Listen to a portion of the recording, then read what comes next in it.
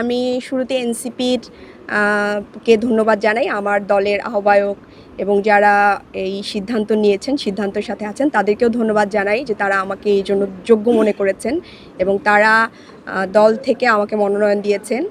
পাশাপাশি আমি জামাত ইসলামকে ধন্যবাদ জানাই যে এই যে পলিটিক্যাল কমিটমেন্টের জায়গাটা এটা তারা ঠিক রেখেছেন।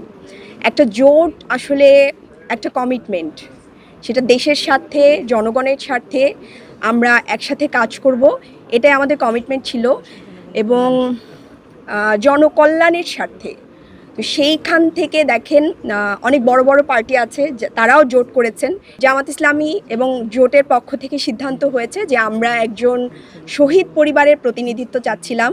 তো সেখান থেকে আমাদের সাথে শহীদ পরিবারের একজন প্রতিনিধি আছেন, একজন মা আছেন, শহীদ জাবিরের মা আছেন। এটাও অনেক বড় একটা বিষয়, যেই জুলাইয়ের উপর দাঁড়িয়ে আমরা আজকে এইখানে দাঁড়িয়ে আছি, সেই জুলাইয়ের একজন শহীদের মা আমাদের সাথে আছেন। এটা আমাদের জন্য অনেক বড় বিষয়। তো এই জায়গা থেকে আমরা আশা করি, এবং আমাদের সাথে যেসব আপারা আছেন ওনারা অনেক অভিজ্ঞ এবং রাজনৈতিকভাবে এনারা আমাদের থেকে অনেক বেশি অভিজ্ঞ।